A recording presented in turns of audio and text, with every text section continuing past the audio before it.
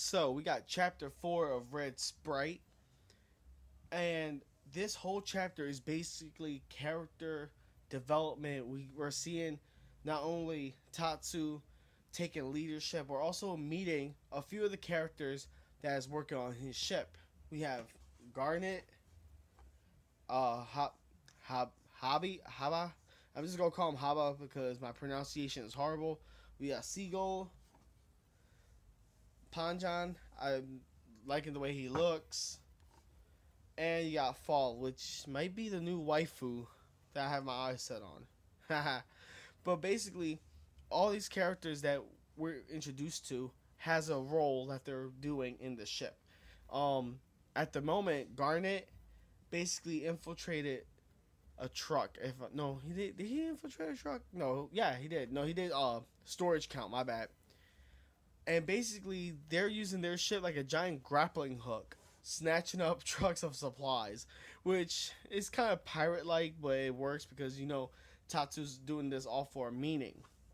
However, despite learning about what's their next motive, which is acquiring their friend Alfred, who basically escaped, they also are basically going to go up against one of the commanders.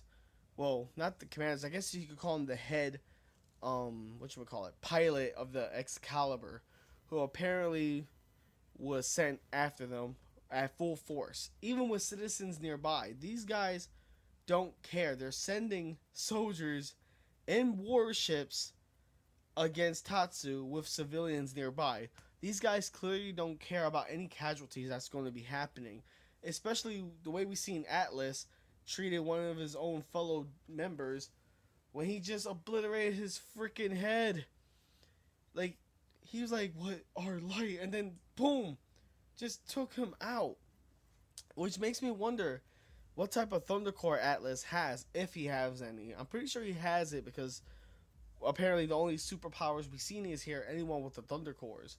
So Atlas most likely has something to do with combustion or fire or something related around that aspect.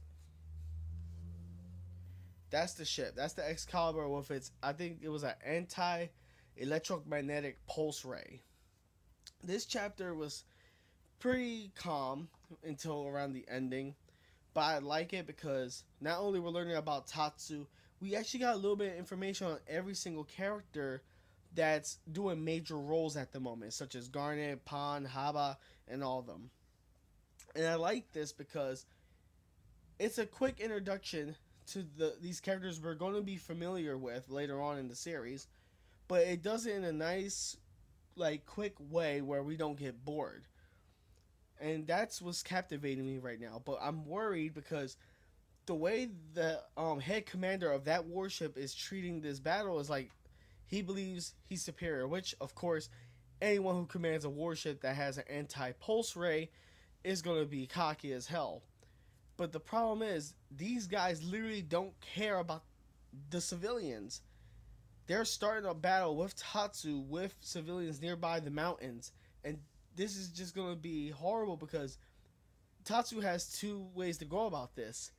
He can either go straight forward and battle this guy or retreat. But with that pulse ray, I highly doubt retreating is going to be an option. So next chapter, it looks like we're going to see some I guess you could say battleships, which will be really freaking interesting because we've seen some manga and anime have, you know, scenarios when they're ship versus ship, but it's always done in a certain way that really was, commonly done. I'm wondering, will Toma take this opportunity and throw us off with some new aspect of battling with the two warships, if there be a battle of the warships, because it will be the Red Sprite versus the Excalibur, and or maybe this is just me throwing it out there as basically like theorizing.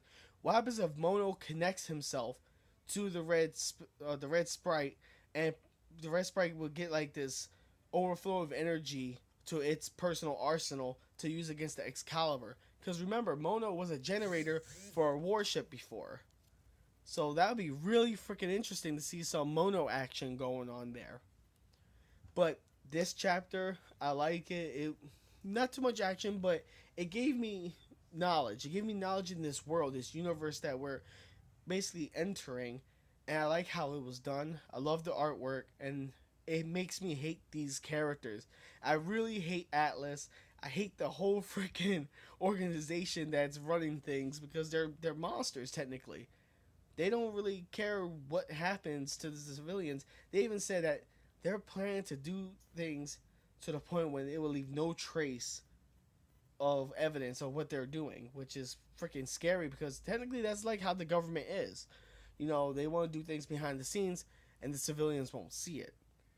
So, this is a really good read. I hope you enjoyed chapter 4. If you didn't, tell me why. And I'll see y'all in the next video.